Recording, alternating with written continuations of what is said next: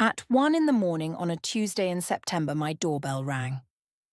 I was a light sleeper even before I joined the force, and 23 years as a police officer had only sharpened that instinct. I sat up in bed, heart already beating faster, and reached for the lamp. The bell rang again, longer this time, desperate. I pulled on my robe and hurried down the stairs, flipping on the porch light as I reached the door. Through the peephole, I saw my daughter Sarah. Her face was turned away, her shoulders hunched, one hand pressed against the doorframe as if she might collapse without it. I yanked the door open and she fell forward into my arms, sobbing so hard she could barely breathe. That was when I saw the blood. It streaked down from her hairline, matted in her dark curls. Her left eye was swollen shut, the skin around it already turning purple.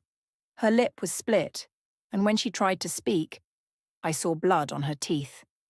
I caught her weight and half carried her inside, kicking the door shut behind us.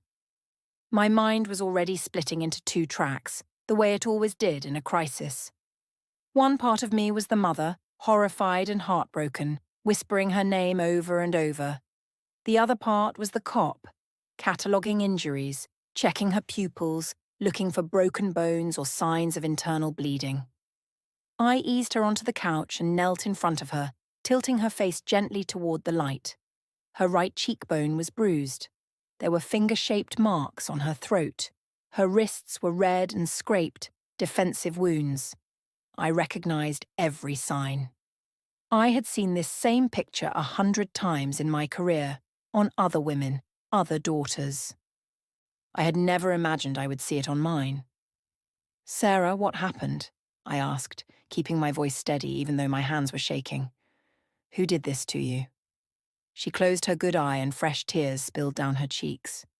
"Robert," she whispered. "He hit me, Mom." He would not stop. Robert, my son-in-law. The man my daughter had married 4 years ago in a ceremony full of white roses and champagne toasts. The man who worked in real estate development, who drove a silver Audi, who smiled easily and called me Elizabeth instead of Mom. I had never warmed to him, but I had kept my doubts to myself because Sarah seemed happy. She had glowed on their wedding day. She had told me she was building the life she had always wanted. Now she sat on my couch with her face destroyed and her spirit shattered, and I felt a cold fury settle into my bones. "I need to take pictures," I said quietly, "and then we are going to the hospital." "Do not argue with me, sweetheart. We need a medical record," she nodded, wincing at the movement. I went to the kitchen and grabbed my phone, then came back and began documenting every visible injury.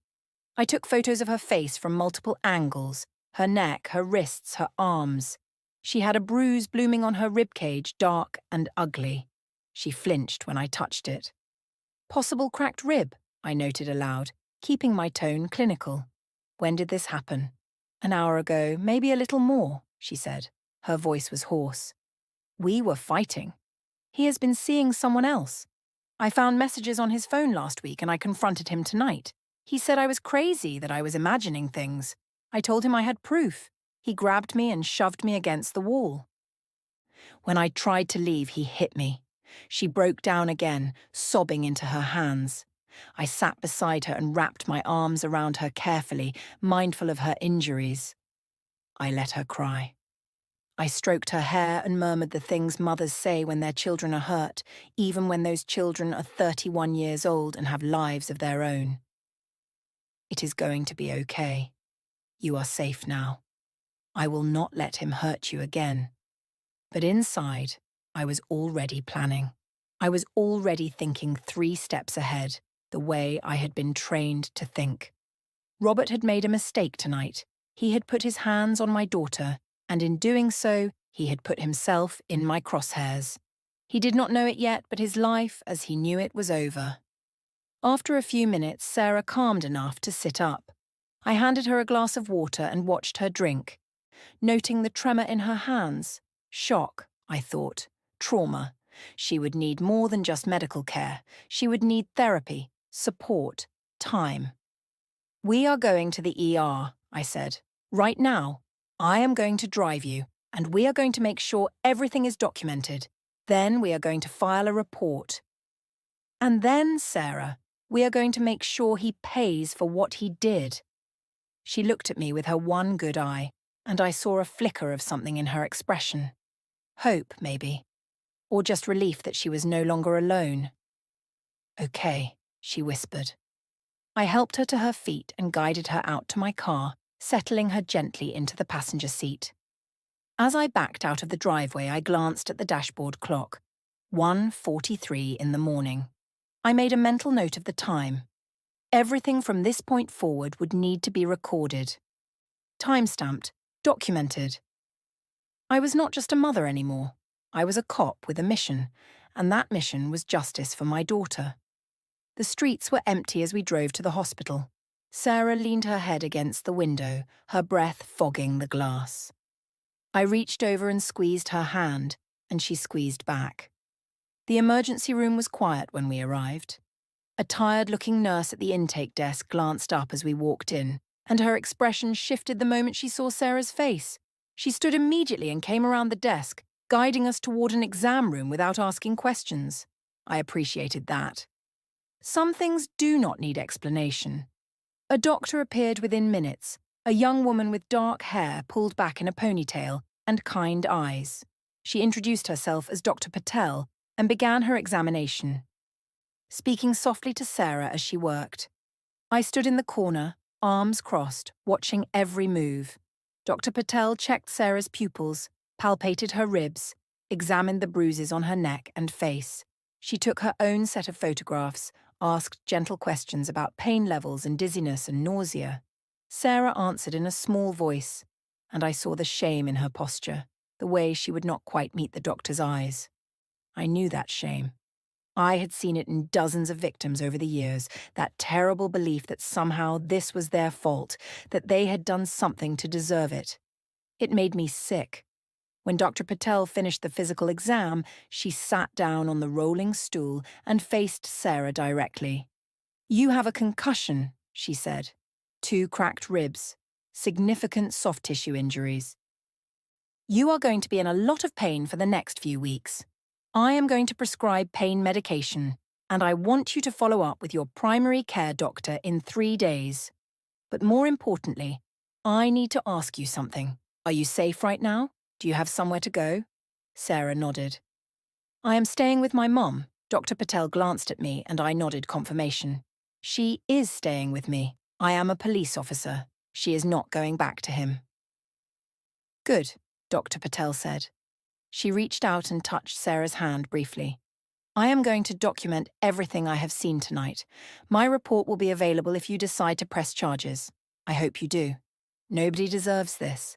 Sarah's eyes filled with tears again, but she nodded. "Thank you." After Dr. Patel left, a nurse came in with discharge papers and prescriptions. I took the papers and scanned them quickly, making sure everything was noted correctly. Assault, domestic violence, concussion, rib fractures, contusions. It was all there, clear and clinical. Good. This would be part of the case file. By the time we left the hospital, it was nearly 4 in the morning. The sky was still dark, but I could see the faintest hint of light on the eastern horizon. Sarah was exhausted, moving slowly, her body hunched with pain. I helped her back into the car and drove home in silence. When we got back to my house, I settled her in the guest bedroom, the one that had been hers when she was growing up. The walls were still painted the soft blue she had chosen at 16. Her old bookshelf still held a few paperbacks and yearbooks. I pulled back the covers and she climbed into bed, moving carefully, wincing with every shift. I sat on the edge of the bed and smoothed her hair back from her forehead. "Try to sleep," I said. "I will be right downstairs. You are safe here." "Mom," she whispered. "I am sorry." I felt a sharp pain in my chest. "Do not apologize. This is not your fault. Do you hear me? This is not your fault." She nodded, but I could see she did not quite believe it yet. That would take time. I left the door ajar and went downstairs. Sleep was impossible now. My mind was racing, adrenaline still singing through my veins. I made a pot of coffee and sat at the kitchen table with my phone and a notepad. I started making a list. Evidence, witnesses, timeline, next steps. First, I needed to secure the scene. I needed to know what had happened at Sarah and Robert's house tonight, and I needed proof. I thought about Sarah's neighbour, Camilla, an older woman who lived next door and had always been friendly. She had a security camera mounted above her garage. I had noticed it the last time I visited. If that camera faced the right direction, it might have caught Robert and Sarah's driveway, maybe even their front door. I glanced at the clock. 4:30 in the morning. Too early to knock on anyone's door. I would have to wait. Next, I thought about Robert. Where was he right now? Was he at their house, pacing and angry, or had he left? Was he with his mistress? I felt my jaw tighten. The mistress. Sarah had said she had proof of the affair. I needed to see that proof. I needed names, dates, messages. If Robert was cheating, that would be leverage. It would show character. It would matter in court. I pulled up the Notes app on my phone and started a timeline. 1:05 a.m. approximately, assault occurs at Sarah and Robert's residence. 1:15 a.m., Sarah arrives at my house. 1:50 a.m., we arrive at the ER. 3:45 a.m., discharged from ER. I made a note to request the hospital records officially, along with copies of the photographs Dr. Patel had taken. Then I opened a new note and labelled it Robert Harris, Investigation. Under that I wrote, Infidelity, Evidence needed. Financial records, check for irregularities. Employment, confirm details. Associates, identify mistress and any other relevant contacts. I paused, tapping my pen against the table. There was something else nagging at me, something Sarah had said in passing a few months ago. Robert had been working on a big land deal, something involving a property development project outside town. She had been excited about it, said it would set them up financially for years. I wondered if that deal was legitimate. I wondered what else Robert might be hiding. By the time the sun came up, I had 3 pages of notes and a plan. First, I would talk to Camilla and get that security footage. Second, I would sit down with Sarah once she woke up and go through everything, every detail, every message, every incident leading up to last night. Third, I would contact my lawyer, a man named James Ellison who specialised in family law and had helped me navigate my own divorce years ago. He was sharp, and he did not back down from a fight. I trusted him. And fourth, I would start building a case that would bury Robert Harris. Sarah slept until noon. I heard her moving around upstairs, the creak of floorboards, the sound of water running in the bathroom. I had been sitting at the kitchen table for hours, making calls, taking notes, researching. When she finally came downstairs, she looked terrible. The swelling around her eye had worsened overnight, and she moved like an old woman, one hand pressed to her ribs. I stood and poured her a cup of coffee, added cream the way she liked it, and handed it to her without a word. She sat down across from me and wrapped both hands around the mug.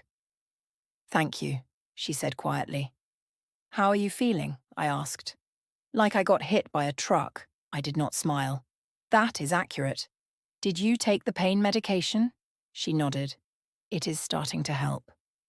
"Good." I paused, choosing my words carefully. "Sarah, I need to ask you some questions. I know it is hard, but I need details. Everything you can remember about last night and everything leading up to it. Can you do that?" She took a shaky breath and nodded. "Okay." I grabbed my notepad and a pen. "Start from the beginning. When did you first suspect Robert was having an affair?" She stared into her coffee. "About 3 weeks ago. He had been distant for months, working late, always on his phone. I told myself I was being paranoid. But then one night he left his phone on the counter while he was in the shower. I picked it up and saw a message notification from someone named Denise. It said, 'I miss you too, baby.' I opened the thread. What did you find? Months of messages. Flirting, plans to meet up, pictures. She looked up at me, her good eye filled with pain. Explicit pictures, Mom. He was having an affair and he was not even trying to hide it. Did you confront him then? No. She shook her head. I was in shock. I did not know what to do. I took screenshots of everything and sent them to myself, then deleted the evidence that I had been in his phone. I needed time to think. Smart, I said, and I meant it. Do you still have those screenshots? Yes. They are in a folder on my phone. Good. I will need to see them. What happened next? I spent the next 2 weeks trying to figure out what to do. I thought about confronting him. I thought about just leaving. But I kept talking myself out of it. We have been married for 4 years. We have a house, a life. I thought maybe it was just a mistake, something we could work through. I bit back the urge to tell her that men like Robert did not make mistakes like that cheating was a choice, not an accident. She did not need to hear that right now. Then what? I prompted. Then last night I could not take it anymore. He came home late again, smelling like perfume. I asked him where he had been and he lied, said he had been at a client dinner. I pulled out my phone and showed him the screenshots. I told him I knew about Denise. How did he react? Her hands tightened around the mug. At first, he just stared at me. Then he started yelling, saying I had invaded his privacy, that I had no right to go through his phone. I yelled back. I told him he was a liar and a cheat, and that I wanted a divorce. That was when he grabbed me. She stopped, her voice breaking. I waited. He shoved me against the wall so hard I saw stars, she continued. Then he started screaming in my face, calling me names, saying I was ruining everything. I tried to push him away and he slapped me. I fell and he kicked me in the ribs. I was on the floor and he just kept yelling. I thought he was going to kill me. I felt my chest tighten, a cold rage spreading through me. How did you get away? He stopped suddenly, like he realized what he was doing. He stepped back and I got up and ran. I grabbed my purse and my keys and I just ran. I got in my car and drove here. I did not know where else to go. You did exactly the right thing, I said firmly. You came to me. You are safe now.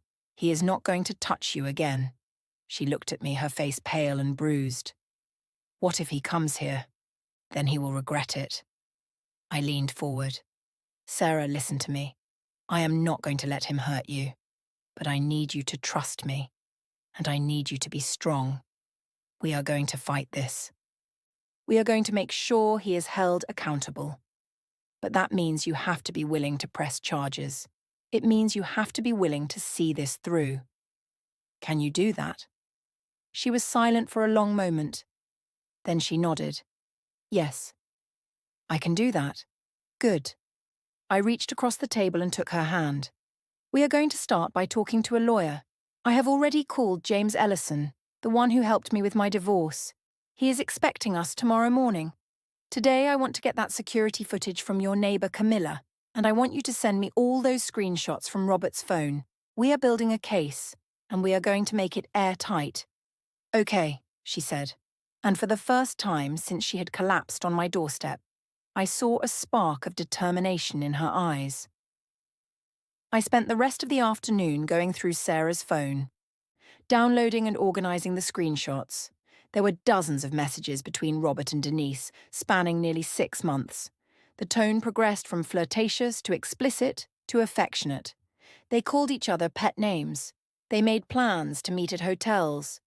In one message, Robert told Denise he was going to leave Sarah soon, that she was just a phase he had outgrown. Reading those words, I felt a fresh wave of fury. But fury was not enough. I needed evidence. I needed a strategy. I needed to outthink Robert and his lawyers and anyone else who might stand in our way. At 4 in the afternoon, I walked next door to Camilla's house. She answered the door with a dish towel in her hands, her face brightening when she saw me.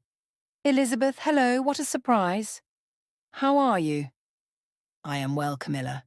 I need to talk to you about something. Do you have a few minutes? Of course, come in.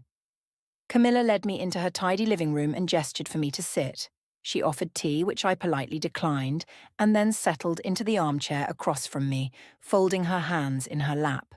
She was in her 70s, a widow who had lived in this neighborhood for decades. She had always been kind to Sarah, bringing over baked goods during the holidays and waving from her garden when we visited. "What is on your mind, dear?" she asked. I chose my words carefully. "Camilla, I need to ask you about last night. Did you hear or see anything unusual at Sarah and Robert's house around 1 in the morning?" Her expression shifted, concern creasing her forehead. "I did hear something, actually. Shouting. It woke me up. I almost called the police, but then it stopped and I thought maybe I was overreacting." "You were not overreacting," I said gently. "Sarah came to my house last night. Robert assaulted her. She is staying with me now and we are pressing charges." Camilla's hand flew to her mouth. "Oh my God. Is she all right?" "She will be. But I need your help. I noticed you have a security camera above your garage. Does it record continuously?" "Yes, it does. It is set to save the last 30 days of footage. I need to see last night's recording. If your camera caught anything, their driveway, their front door, it could be critical evidence." Camilla stood immediately. "Of course. Let me get my laptop." She returned a moment later with a small silver laptop and set it on the coffee table between us, opening the security camera app. She navigated to the previous night's footage and scrubbed through the timeline until she reached 1:05 in the morning. Then she pressed play. The video was grainy but clear enough. It showed a wide view of Camilla's driveway and part of Sarah and Robert's property. At 1:08, the front door of their house flew open and Sarah stumbled out, her movements frantic. Even in the low resolution, I could see she was holding her side. She ran to her car, fumbled with the keys, and finally got the door open. Robert appeared in the doorway a moment later, silhouetted by the light from inside. He shouted something, though there was no audio.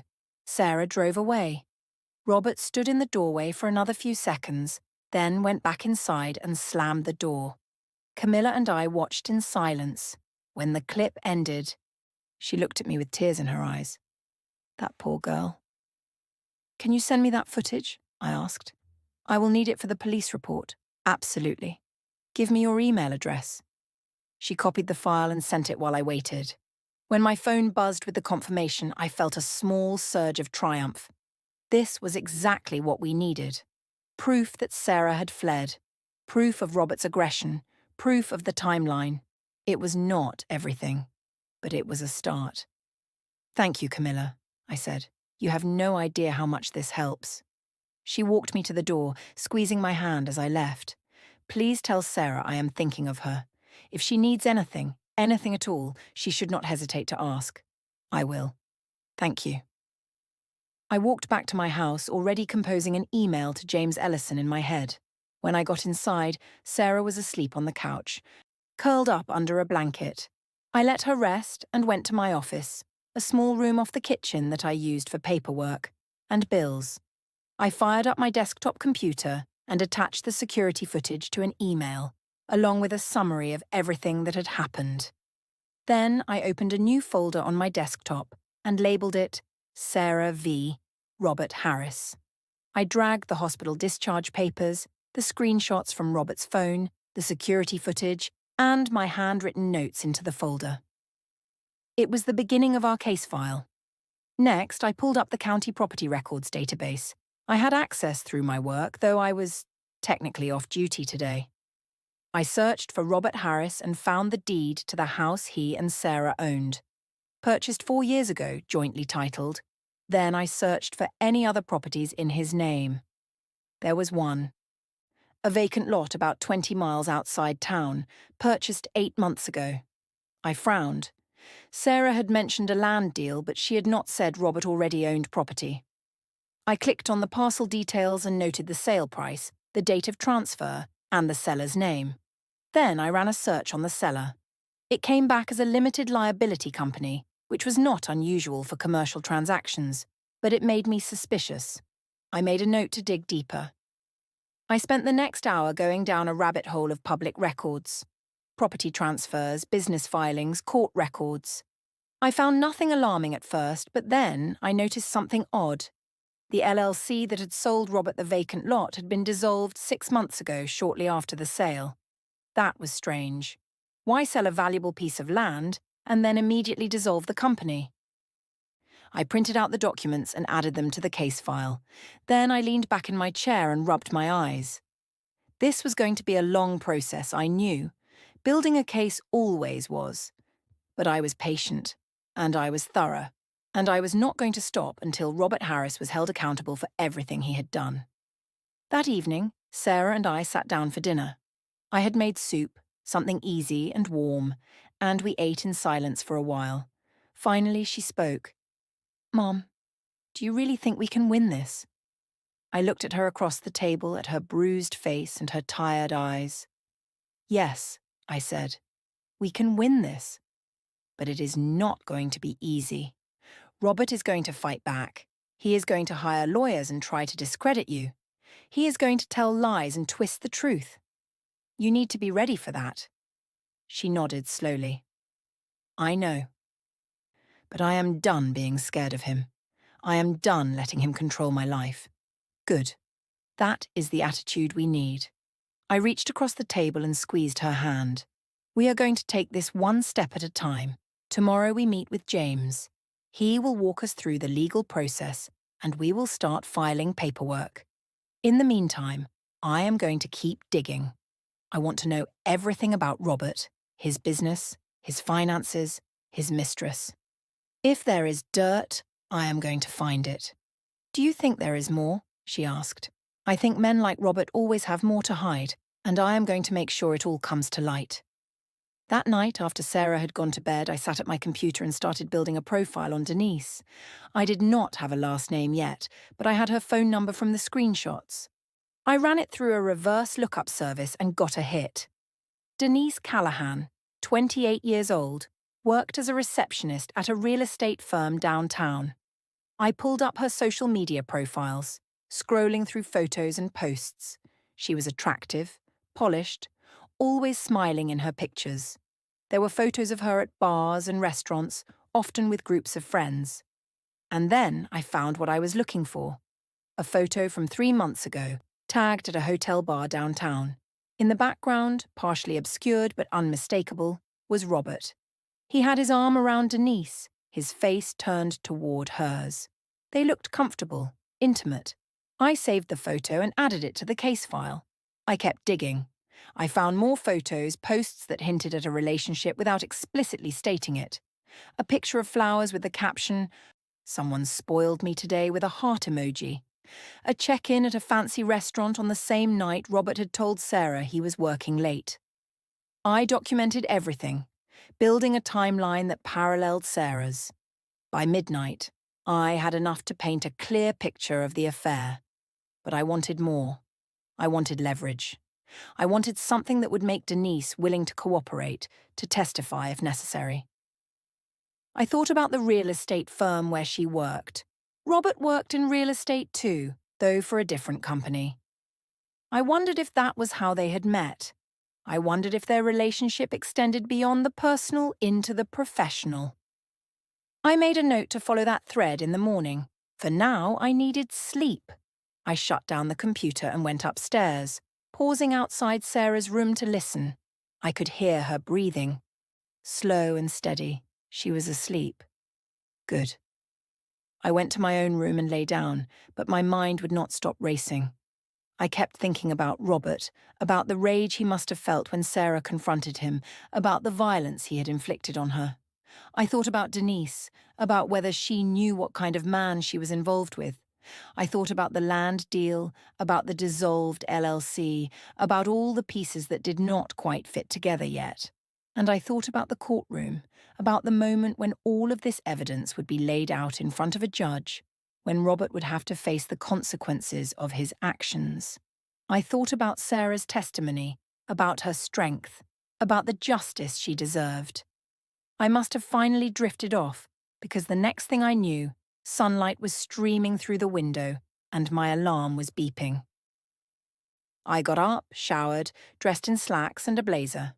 Today we were meeting with James Ellison, and I wanted to look professional, authoritative. I wanted him to know we were serious. Sarah came downstairs just after 8, moving more easily than she had yesterday.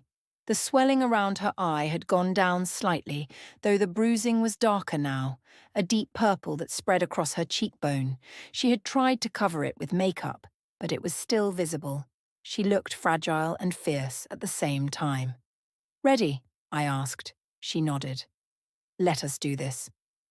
James Ellison's office was in a converted Victorian house downtown, with high ceilings and polished wood floors.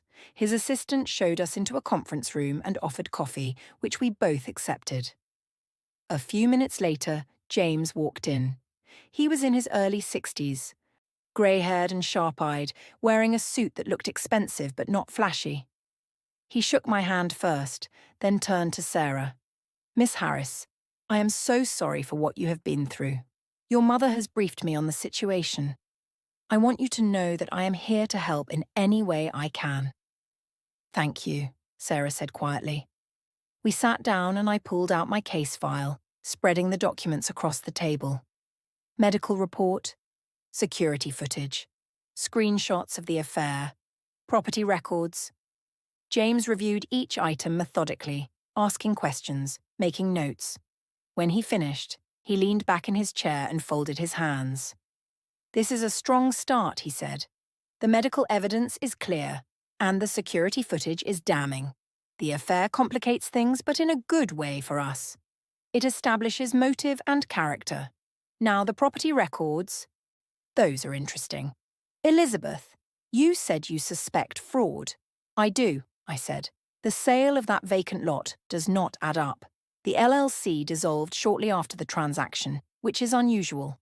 And Sarah told me Robert has been working on a big development deal, but she does not have details.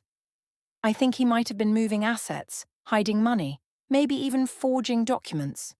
James nodded. "That would be consistent with someone planning to leave a marriage. If he was going to divorce Sarah, he would want to protect his finances. Let me look into the LLC and the land transaction. I have a forensic accountant I work with. If there is anything shady, we will find it." "What about the assault charges?" Sarah asked. "How do we proceed with those?" "We file a police report, which Elizabeth can help facilitate given her position. Then we file for a restraining order to keep Robert away from you. We also file for a protection order for the house, which will prevent him from returning to the property. After that, we start the divorce proceedings and request an emergency hearing for temporary custody of any shared assets.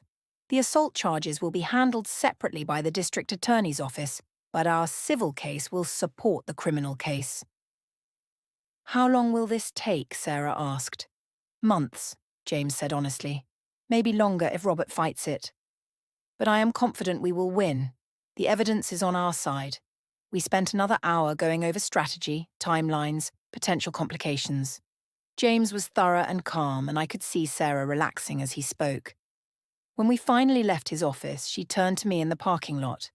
"I think we can actually do this," she said. "We can," I assured her. "And we will."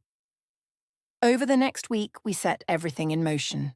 I filed a police report walking Sarah through the process at the station. My colleagues were professional and compassionate, and I was grateful for that. We submitted the medical records, the security footage, the screenshots. The detective assigned to the case, a woman named Linda Torres, who I had worked with before, promised to prioritize it. James filed for the restraining order and the protection order, both of which were granted within 48 hours. Robert was barred from contacting Sarah or coming within 500 feet of her, and he was prohibited from returning to their house. Linda Torres served him with the orders personally, and she told me later that he had been furious, shouting about false accusations and his rights. She had warned him that any violation would result in immediate arrest. Meanwhile, I continued my investigation. I contacted the forensic accountant James recommended, a quiet, meticulous man named Alan Shue. I gave him copies of the property records and asked him to trace the money. He promised to have preliminary findings within a week. I also started surveillance on Robert. I knew it was technically crossing a line, using my training for personal reasons, but I did not care. I wanted to know where he was going, who he was seeing, what he was doing. I wanted to catch him in another lie. 3 days after the restraining order was served, I followed Robert from his office to a bar downtown. He arrived just after 6 in the evening, parking his silver Audi in the lot behind the bar. I parked across the street and waited. My camera ready. 10 minutes later, a woman walked up to the entrance. It was Denise. I recognized her from the social media photos. She was wearing a red dress and heels, her hair styled in loose waves. She looked around nervously before going inside. I waited another 5 minutes, then grabbed my camera and crossed the street. The bar had large front windows and I could see inside from the sidewalk. Robert and Denise were sitting in a booth near the back, leaning close, talking. I raised my camera and took a series of photos, adjusting the zoom to get clear shots of their faces, their body language, the drinks in front of them. At one point, Robert reached across the table and took Denise's hand. I captured that too. I stayed for an hour, documenting everything. When they finally left, I followed them at a distance. They walked 3 blocks to a boutique hotel, one of those trendy places with mood lighting and a rooftop bar. They went inside together. I took more photos, including a clear shot of the hotel's sign and timestamp. Then I sat in my car and waited. They emerged 2 hours later, looking relaxed and happy. Robert kissed Denise on the sidewalk, a long, lingering kiss, and then they went their separate ways.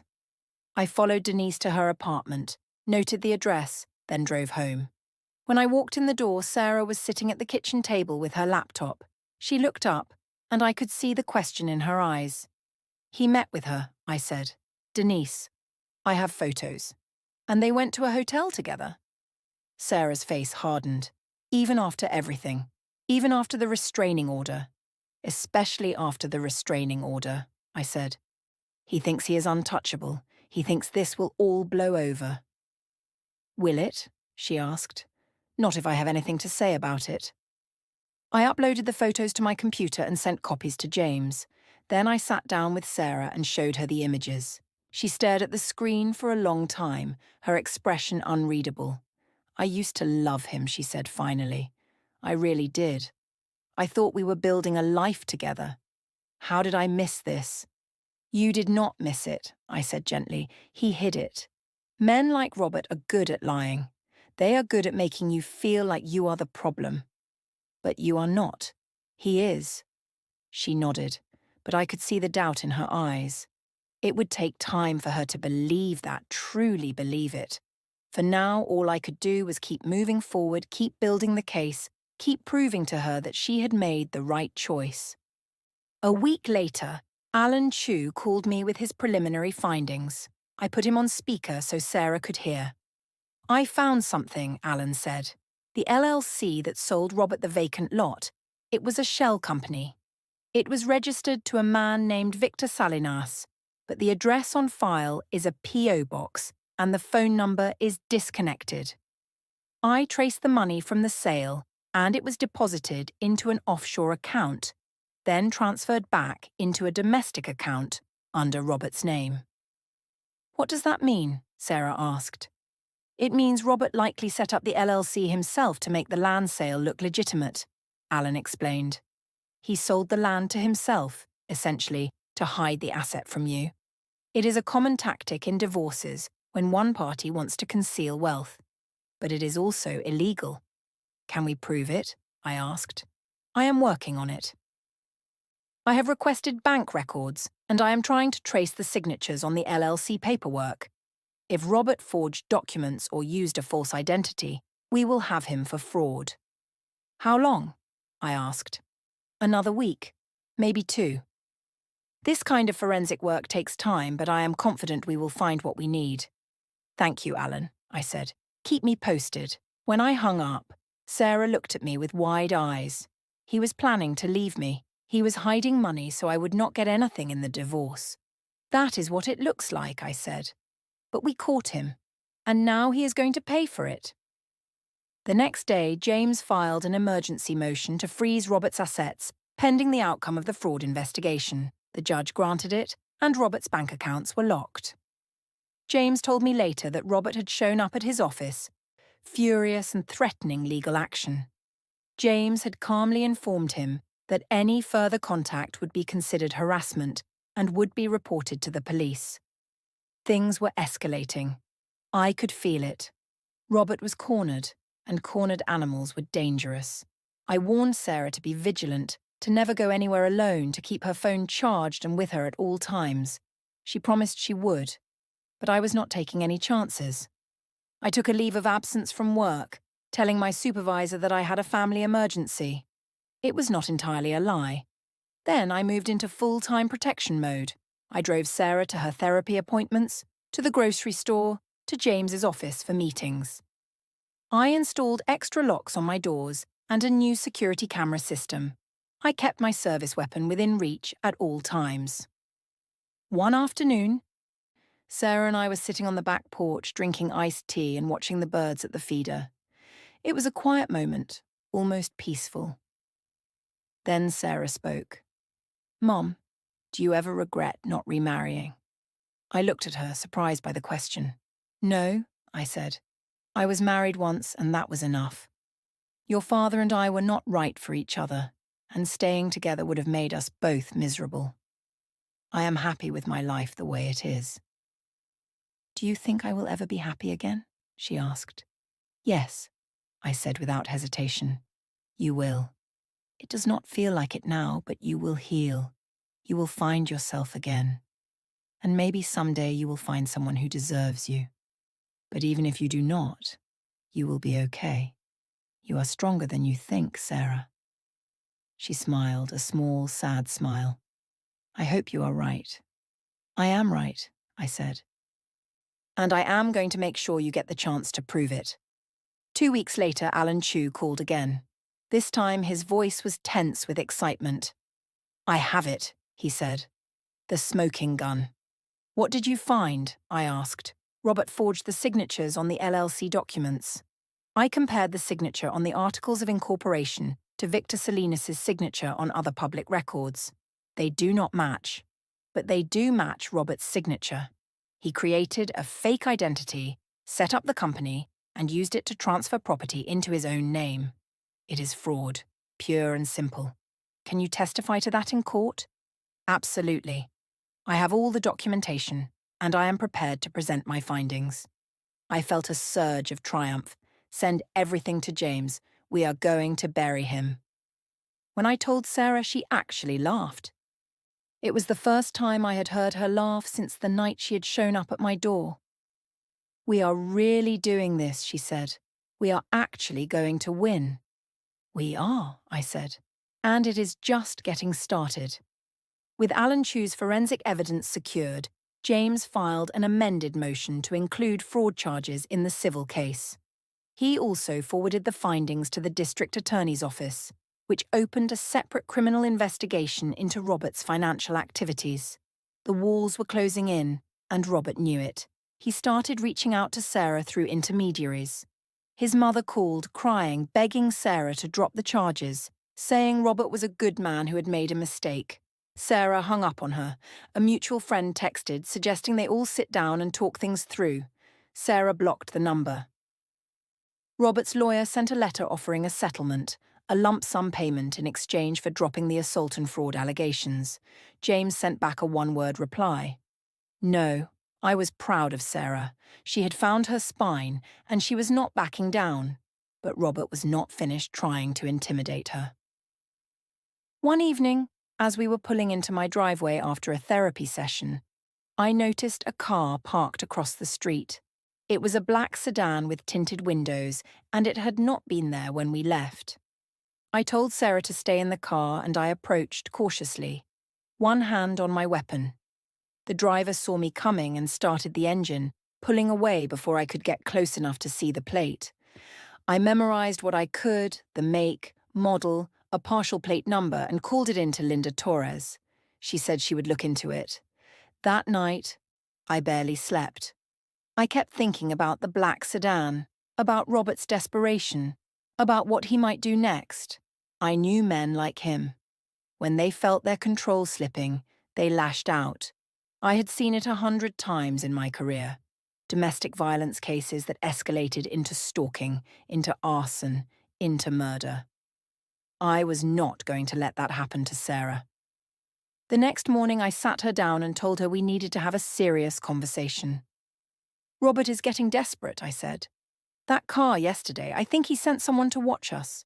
Maybe to intimidate us, maybe to gather information. Either way, it means he is feeling the pressure, and that makes him dangerous." "What do we do?" Sarah asked.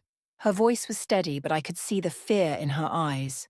"We stay smart, we stay vigilant, and we prepare for the worst." I paused, choosing my words carefully. "Sarah, I think you should consider testifying before the grand jury. The DA is building a criminal case, and your testimony would be powerful. It would lock Robert into a narrative he cannot escape from." She was silent for a moment. "Will I have to see him?" "Not during grand jury testimony. He would not be there. But eventually, yes, if this goes to trial, you will have to face him in court." She took a shaky breath. "Okay, I will do it." I reached across the table and squeezed her hand. "You are so brave. I am so proud of you." The following week, Sarah testified before the grand jury. I waited outside the courthouse, pacing the hallway, checking my watch every few minutes. When she finally emerged, she looked exhausted but relieved. "How did it go?" I asked. "Good, I think. They asked a lot of questions, but I told them everything. The DA said she would let us know when they make a decision." 3 days later, we got the call. The grand jury had returned an indictment. Robert Harris was being charged with aggravated assault, domestic violence, fraud, and forgery. A warrant had been issued for his arrest. Linda Torres called me personally to let me know. "We picked him up this morning," she said. "He is in custody, awaiting arraignment. Bail hearing is tomorrow." "Thank you, Linda," I said. "I mean it. You built a hell of a case, Elizabeth. You should be proud." I hung up and turned to Sarah, who was watching me with wide eyes. "He has been arrested," I said. "He is in jail." She sat down heavily on the couch. "It is really happening. It is really happening." The bail hearing was tense. Robert's lawyer argued that he was a respected businessman with ties to the community, that he posed no flight risk, and that he should be released on his own recognizance. The prosecutor, a sharp woman named Angela Rosales, countered with the severity of the charges, the evidence of intimidation, and the danger he posed to Sarah. The judge set bail at $250,000. Robert's family posted it within hours, and he was released that afternoon. James immediately filed for a stronger restraining order, one that included electronic monitoring. The judge granted it, and Robert was fitted with an ankle bracelet. If he came within 1,000 feet of Sarah or me, the police would be notified immediately. It was not perfect, but it was something. Over the next few weeks, we prepared for trial. James deposed witnesses, including Camilla, who testified about the security footage, and Dr. Patel, who testified about Sarah's injuries. Alan Chu prepared his forensic analysis, and I worked with Linda Torres to ensure every piece of evidence was documented and ready to present. And then James suggested something I had not expected. "I think we should depose Denise," he said. "If she testifies about the affair, it strengthens our case. And if Robert has been manipulating her the way he manipulated Sarah, she might be willing to cooperate." "It is worth a try," I said. "Let me talk to her first." James raised an eyebrow. "You want to approach her yourself?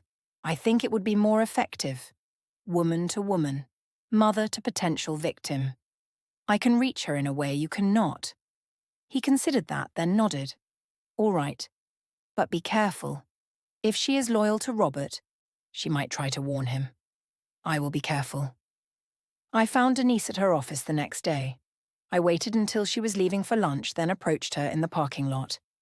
She recognized me immediately, her eyes widening. "You are Sarah's mother," she said. "I am." "I need to talk to you, Denise." "Just a few minutes." She glanced around nervously. "I do not think that is a good idea." "Please," I said. "I am not here to threaten you. I just want to talk." She hesitated, then nodded. "Fine, but not here."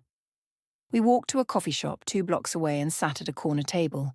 I ordered 2 coffees and waited until the barista brought them over before I spoke. "I know about your relationship with Robert," I said. "I know you have been seeing him for months. I am not here to judge you. I am here to ask for your help." She stirred her coffee, not meeting my eyes. "I do not know what you are talking about." "Denise, please. I have photos. I have messages. I have proof. And I am guessing Robert has not told you everything." She looked up at that. "What do you mean?" "I mean, he beat my daughter so badly she ended up in the emergency room. He cracked her ribs. He gave her a concussion. And then he lied about it. He told everyone she was unstable, that she was imagining things. But I have the medical records, I have the security footage, I have everything." Denise's face went pale. He said it was an argument. He said she attacked him first. "That is what abusers always say." I leaned forward. "Denise, I have been a cop for over 20 years. I have seen this pattern 100 times. Robert is manipulating you. He is using you. And when you are no longer useful to him, he will discard you just like he discarded my daughter."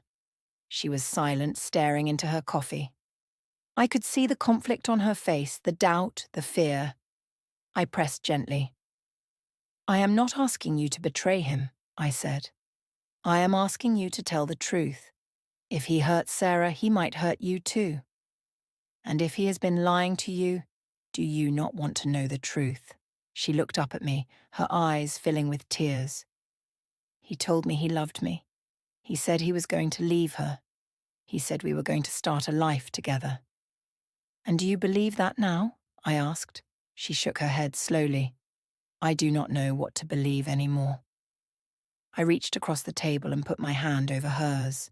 "I know this is hard, but you have a chance to do the right thing, to help my daughter get justice, and maybe to save yourself from making the same mistake she did." "What do you want me to do?" she whispered. "I want you to testify. I want you to tell the truth about your relationship with Robert, about the things he said, about the promises he made. It will hurt, and it will be hard, but it is the right thing to do." She pulled her hand back and wiped her eyes. "I need to think about it." "Take your time," I said, "but not too much time. The trial is in 3 weeks." I left her sitting there and walked back to my car. I did not know if she would come through, but I had planted the seed. Now I just had to wait and see if it would grow. 2 days later, Denise called James's office. She said she wanted to cooperate. James arranged for a formal deposition, and I sat in on it, watching as Denise recounted the affair, the lies Robert had told her, the promises he had broken. She cried through most of it, but she told the truth. When it was over, James thanked her and assured her that she was doing the right thing. Afterward, in the parking lot, Denise approached me. "Thank you," she said quietly. "For what?" I asked. "For making me see the truth. For giving me a chance to fix this. You did that yourself," I said. "You made the choice. Be proud of that." She nodded, then walked away. I watched her go, feeling a strange mix of satisfaction and sadness. Denise was a victim too, in her own way, but at least now she had a chance to move forward. With Denise's testimony secured, we had everything we needed. James spent the next 2 weeks preparing for trial, going over every detail, rehearsing questions, anticipating objections. Sarah met with him almost daily, practicing her own testimony, learning how to stay calm under cross-examination. I watched her grow stronger with each passing day. The fear was still there, but it was tempered now by determination. She was ready to face Robert in court. She was ready to fight for her future. The trial began on a cold Monday morning in November. The courthouse was an old granite building downtown, with high ceilings and wooden benches worn smooth by decades of use. Sarah and I arrived early, and James met us in the hallway outside the courtroom. He was dressed in a dark suit, his expression calm and confident. "Ready?" he asked Sarah. She nodded. "Ready." We entered the courtroom and took our seats behind the prosecutor's table. A few minutes later, Robert was led in by a bailiff. He was wearing a suit too, but he looked haggard, his face drawn and pale. He glanced at Sarah once and she met his gaze without flinching. I felt a surge of pride. The judge entered, a stern woman in her 60s named Judge Patricia Lim. She called the court to order and the trial began. The prosecutor, Angela Rosales, gave her opening statement first. She laid out the case clearly and methodically, describing the assault, the affair, the fraud. She spoke about Sarah's injuries, about the evidence, about Robert's pattern of lies and manipulation. When she finished, she turned and looked directly at Robert. This man, she said, is a danger to his wife, to his community and to the truth, and we are going to prove it. Robert's lawyer, a slick man named Marcus Webb, gave his opening next. He painted Robert as a victim of circumstance, a man who had made mistakes but did not deserve to be vilified. He claimed Sarah had provoked the argument, that the injuries were accidental, that the affair was irrelevant to the assault charges. He spoke about reasonable doubt and the burden of proof. When he finished, I could see the jury was skeptical, but not entirely convinced. That was fine. We had the evidence. The prosecution called its first witness, Dr. Patel. She testified about Sarah's injuries, describing each one in clinical detail. She showed the photographs she had taken in the ER, and I watched the jury's faces as they looked at the images. Several of them winced. One woman looked away.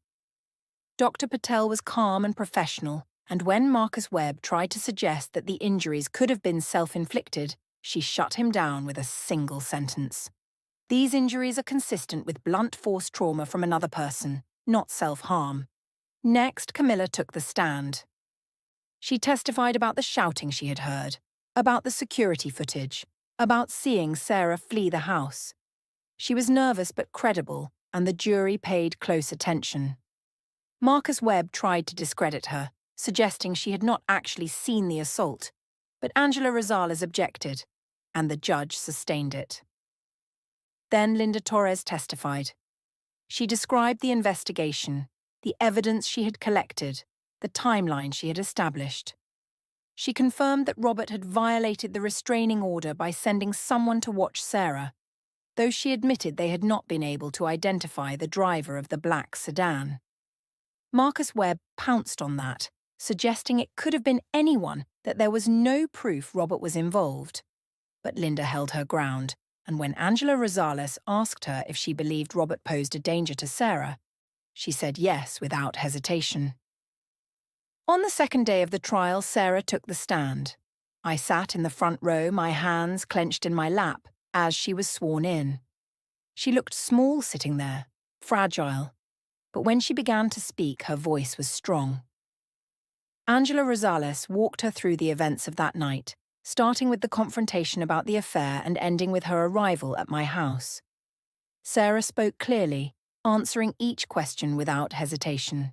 She described the pain, the fear, the feeling of helplessness as Robert hit her. She described running to her car, driving to my house, collapsing on my doorstep. When Angela finished, Marcus Webb stood for cross-examination. He was aggressive, trying to rattle her, suggesting she had exaggerated her injuries, that she had provoked Robert, that she was lying to gain sympathy. Sarah did not flinch. She answered every question calmly, firmly, and when Marcus asked if she had ever hit Robert, she said, "No, I never touched him." I was afraid of him. Marcus tried a few more times to trip her up, but she held steady. Finally, he sat down, and the judge excused Sarah from the stand.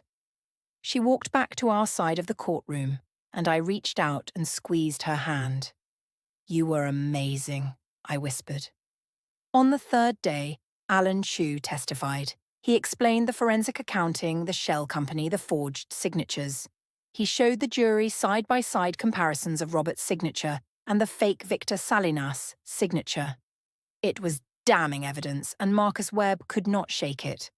When Angela asked if there was any doubt in his mind that Robert had committed fraud, Alan said no, none at all. Then Denise took the stand. Denise was nervous, her hands trembling as she was sworn in. She kept glancing at Robert, who was staring at her with an expression I could not quite read. Anger, maybe. Or betrayal. Angela Rosales approached her gently. "Miss Callahan, can you describe your relationship with the defendant, Robert Harris?" Denise took a shaky breath. "We were involved, romantically, for about 6 months. And did Robert tell you he was married?" "Yes. He said he was separated, that he and his wife were not together anymore. He said they were going to get divorced." "Did he tell you he loved you?" "Yes. Many times." "Did he make promises to you about a future together?" "Yes. He said once the divorce was finalized, we would start a life together. He talked about buying a house, traveling, getting married someday."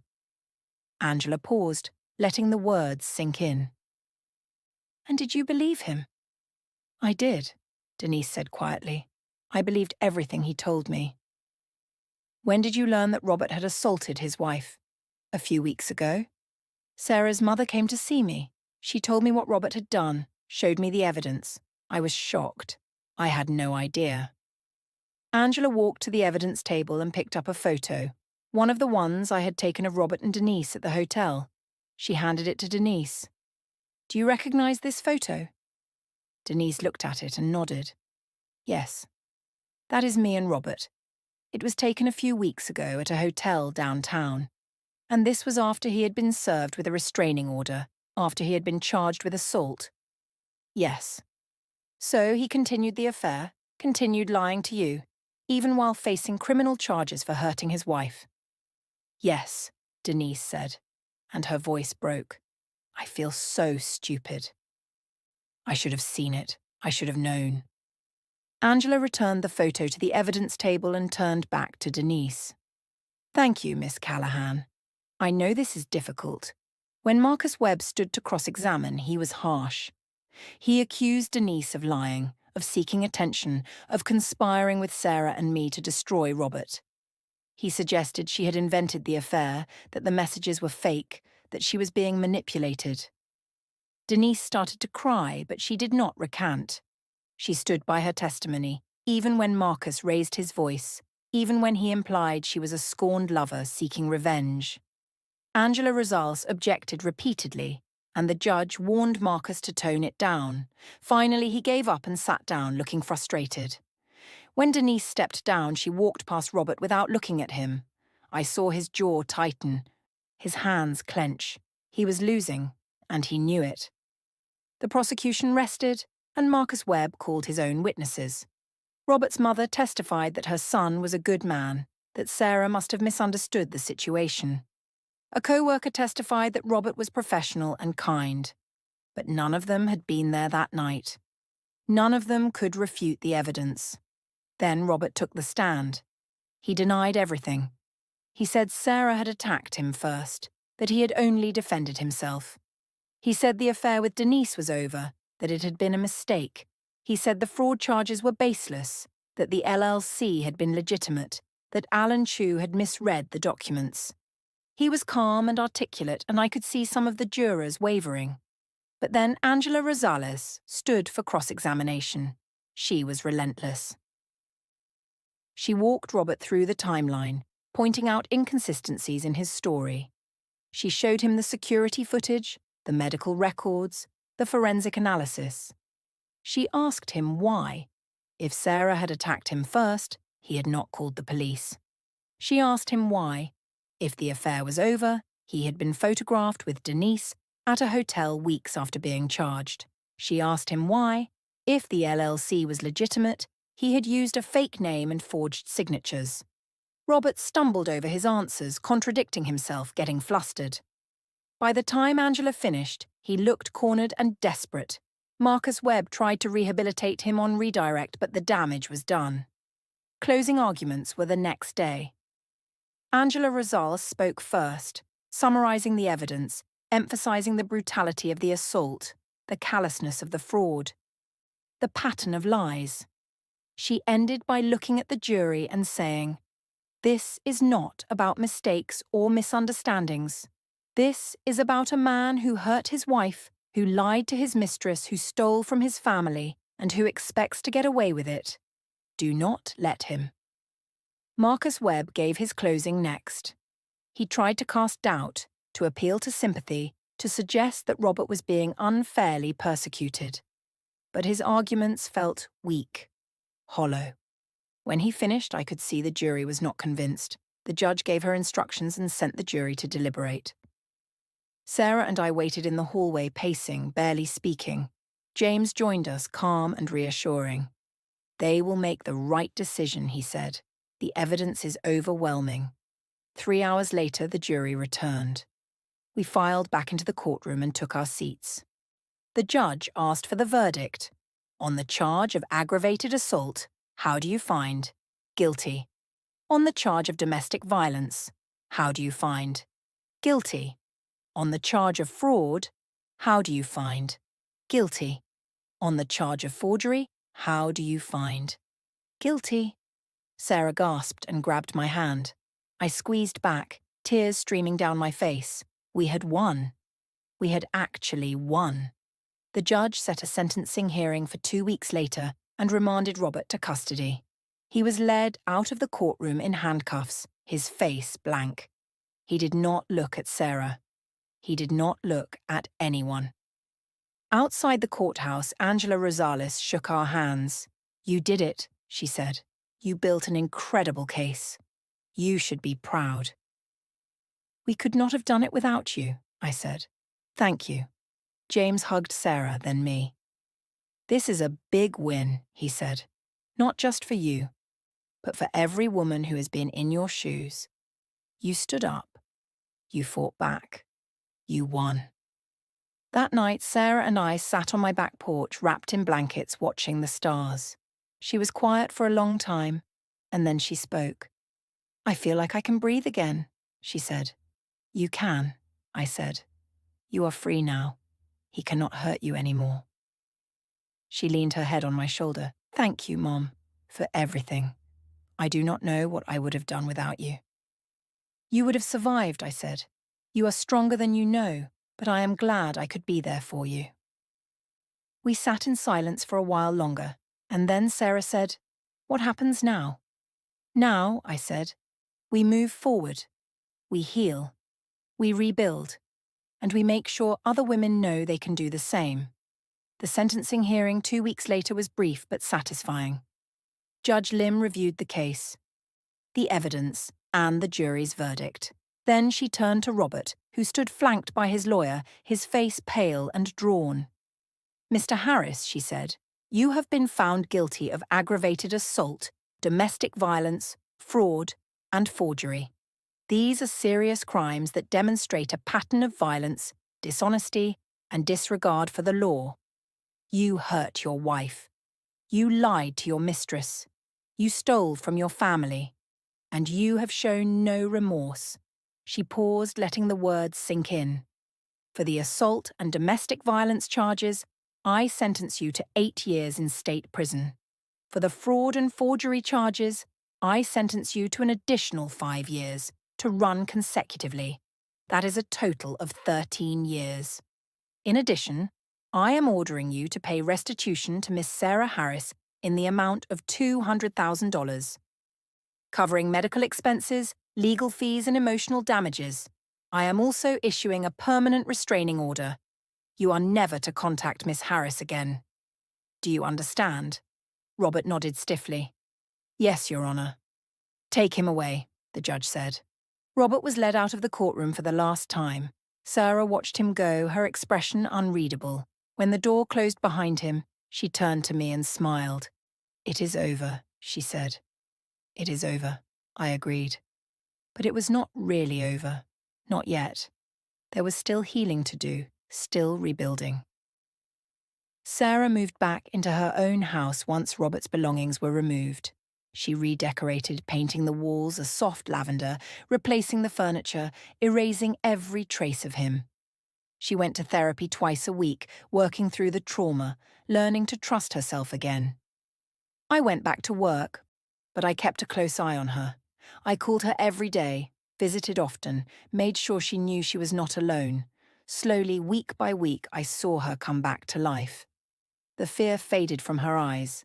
The tension left her shoulders. She started smiling again, laughing again. 6 months after the trial, she called me with news. "I got a new job," she said. "It is with a non-profit that helps domestic violence survivors. I am going to be a victim advocate." I felt a swell of pride. "Sarah, that is amazing. You are going to be incredible at that." "I hope so. I want to help other women the way you helped me. I want them to know they are not alone." "They will be lucky to have you," I said. She started the job a few weeks later and she thrived. She worked with survivors, helping them navigate the legal system, connecting them with resources, sitting with them in courtrooms just as I had sat with her. She told me once that it was the most meaningful work she had ever done, that it gave her a sense of purpose she had never felt before. As for me, I retired from the police force a year after the trial. I had spent 24 years in law enforcement, and I was ready for something new. I started volunteering with the same non-profit where Sarah worked, using my experience to train advocates, to speak at community events, to share my story. I became a voice for survivors and their families, a reminder that justice was possible, that abusers could be held accountable. I also became something of a mentor to other officers, teaching them how to handle domestic violence cases with compassion and thoroughness. I showed them how to collect evidence, how to support victims, how to build cases that would stand up in court. It was rewarding work, and it felt like a natural extension of everything I had learned through Sarah's case. One evening, about 2 years after the trial, Sarah and I were having dinner at my house. She had brought her new boyfriend, a quiet, kind man named Daniel who worked as a teacher. I liked him immediately. He was gentle with Sarah, respectful, patient. He made her laugh. As we sat on the porch after dinner, watching the fireflies blink in the dark, Sarah turned to me and said, "I never thought I would feel this happy again. I never thought I would be able to trust someone again." I reached over and squeezed her hand. "You deserve this, Sarah. You deserve every bit of happiness," she smiled. "I know, and I have you to thank for it." "You did the hard work," I said. "I just walked beside you." "That is what mothers do," she said. "They walk beside you when you cannot walk alone." We sat in comfortable silence for a while, and then Sarah said, "I have been thinking about starting a support group for daughters of police officers who have been through domestic violence. I think there is something unique about growing up in a law enforcement family, about understanding the system but also feeling like you should have known better. I want to create a space for women like me."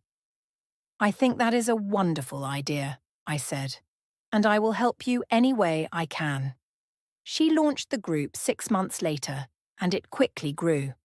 Women came from all over the region, drawn by the promise of understanding, of solidarity. Sarah led the meetings with compassion and strength, and I attended often, offering support and perspective. It became a community, a family of sorts, bound by shared trauma and shared resilience. One of the women in the group, a young mother named Maria, told me once that Sarah had saved her life.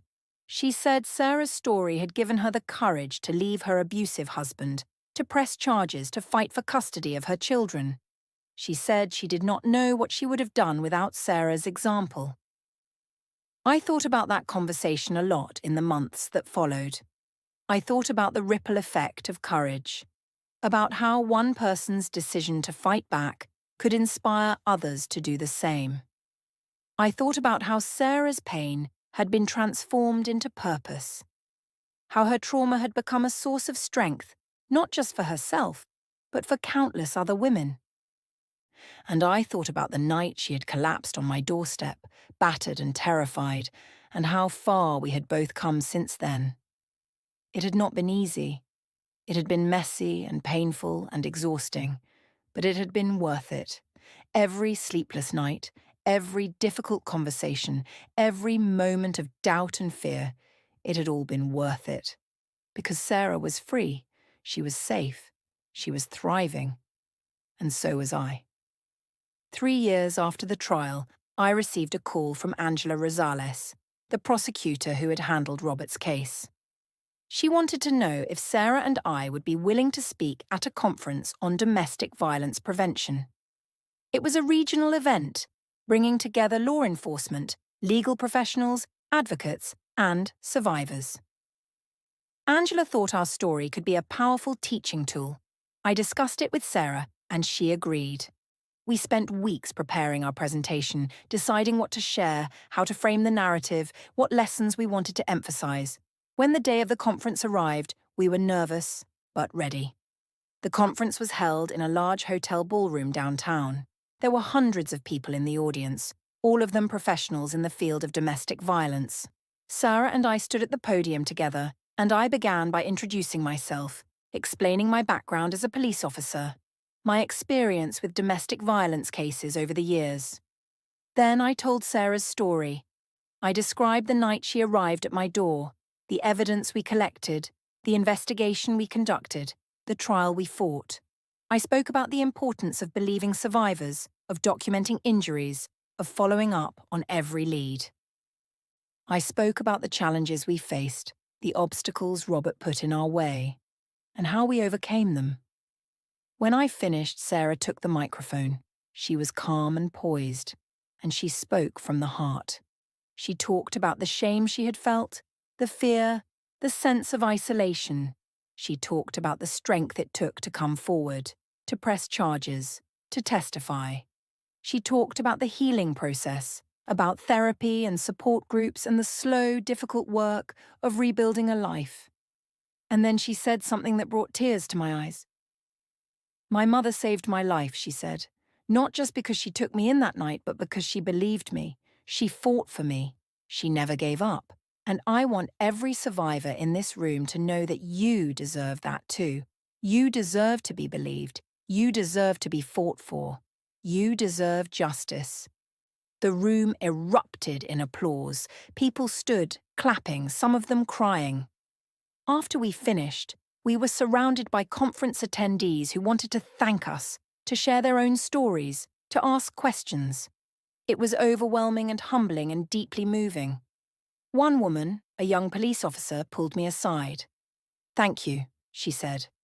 "I have been on the force for 3 years, and I have never known how to handle domestic violence calls. Your presentation gave me tools, strategies, but more than that, it reminded me why I do this job. To help people, to protect people, to make a difference. That is all any of us can do," I said.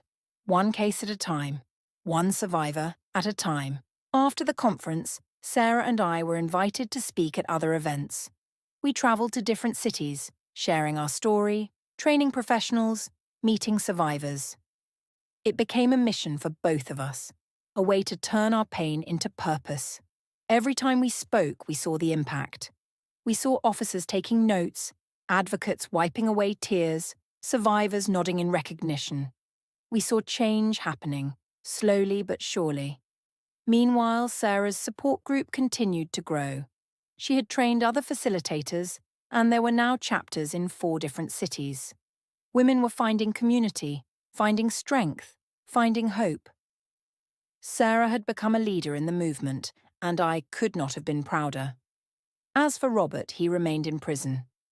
Sarah never spoke to him again, never responded to the letters he occasionally sent. She had moved on, and he no longer had any power over her life. One day, about 4 years after the trial, Sarah called me with unexpected news. "Daniel proposed," she said. Her voice was giddy with joy. "We are getting married." I felt a rush of happiness. "Oh, Sarah, that is wonderful. I am so happy for you." "Will you help me plan the wedding?" she asked. "I want it to be perfect.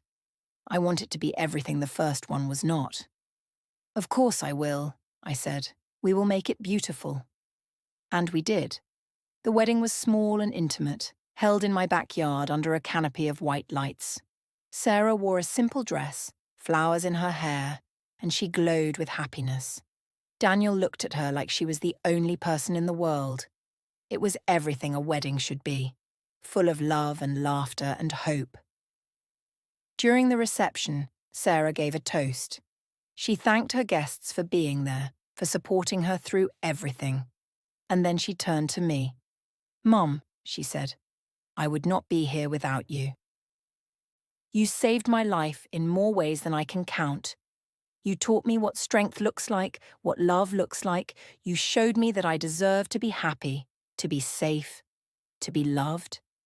Thank you for never giving up on me." I could barely see through my tears as she hugged me. "I am so proud of you," I whispered. "So incredibly proud." The party went late into the night, and as I watched Sarah dance with Daniel, laughing and radiant, I felt a profound sense of peace. We had been through hell together, but we had come out the other side. We had fought, and we had won. And now, finally, we were both free to live the lives we deserved. A few months after the wedding, I was invited to speak at a police academy graduation. I stood before a room full of young officers, fresh-faced and eager, and I told them about Sarah's case.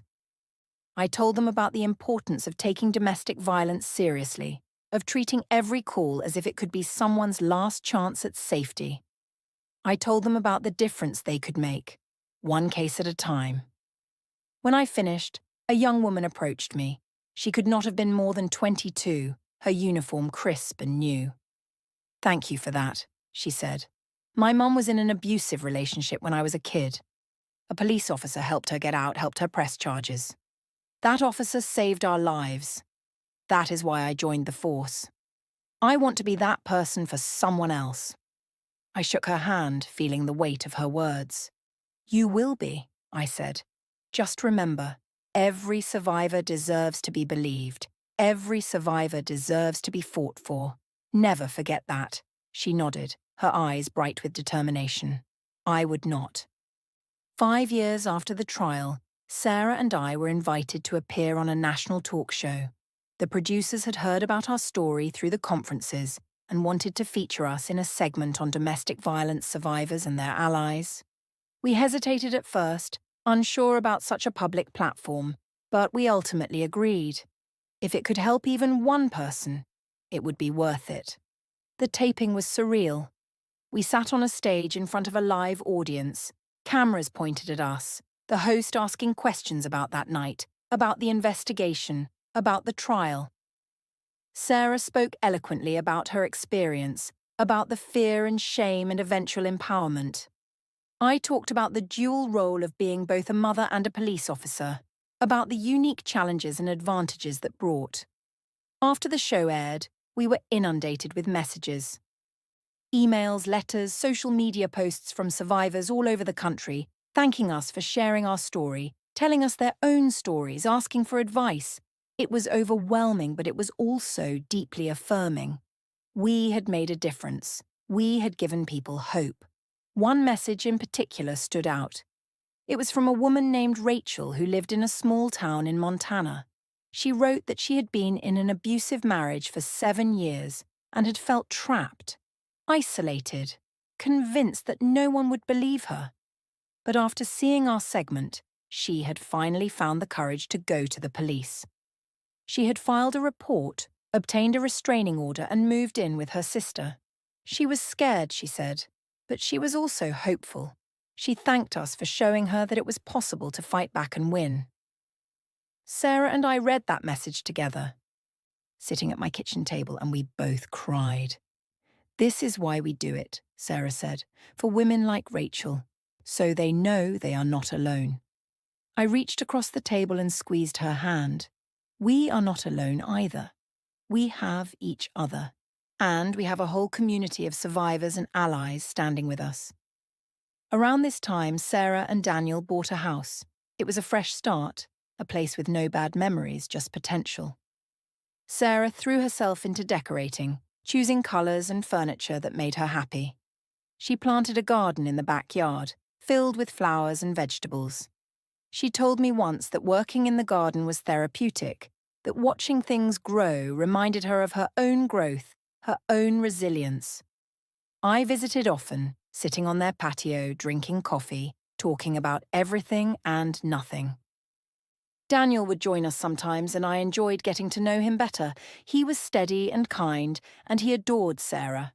He treated her with the respect and love she deserved, and I was grateful for that.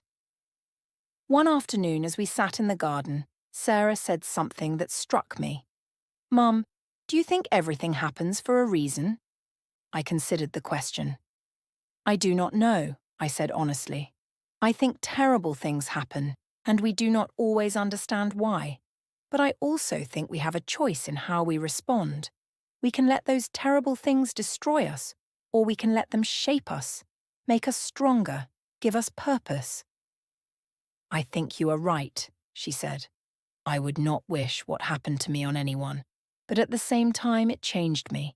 It made me who I am now, and I like who I am now." "I am glad," I said, "because I like who you are too." We sat in comfortable silence, surrounded by the flowers Sarah had planted, the sun warm on our faces. It was a perfect moment, simple and peaceful, and I felt grateful for it. As the years passed, Sarah and I continued our advocacy work. We spoke at schools, teaching young people about healthy relationships and warning signs of abuse. We trained police officers and legal professionals. We supported survivors through Sarah's nonprofit and the support groups she had founded. It became our life's work, our mission, and it was deeply fulfilling. I also wrote a book about our experience, a detailed account of the case, the investigation, the trial, and the aftermath. It was both a memoir and a guide, offering practical advice for survivors and their families, as well as for law enforcement and legal professionals. Sarah wrote the foreword, and Angela Rosales wrote the afterword. When it was published, it became a resource for advocates and survivors around the country. One evening, several years later, Sarah and I were sitting on my back porch, the place where so many of our important conversations had taken place. She had news. "Daniel and I are going to have a baby," she said, her face glowing. "We just found out." I felt a surge of joy so strong it nearly took my breath away. "Oh, Sarah, that is wonderful. Congratulations."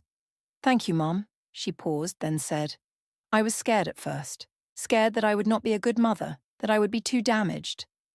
But then I realized something. I know what kind of mother I do not want to be. I know what it looks like to protect a child, to fight for them, to believe them. I learned that from you." I felt tears prick my eyes. "You are going to be an amazing mother," I said. "That baby is so lucky. And you are going to be an amazing grandmother," she said, smiling. The baby, a little girl named Emma, was born the following spring.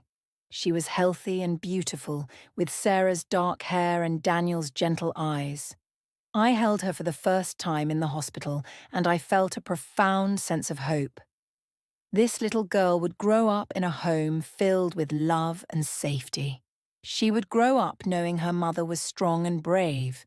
She would grow up in a world that Sarah and I had worked so hard to make a little bit better. As I looked down at Emma's tiny face, I thought about the journey Sarah and I had been on together. The fear and pain, the strength and courage, the justice and healing. It had been the hardest thing either of us had ever done. But it had also been the most important. And now, as I held my granddaughter, I knew that our story was not just about survival. It was about transformation. It was about taking the worst moments of our lives and turning them into something meaningful, something that could help others, something that could change the world, even if just a little bit.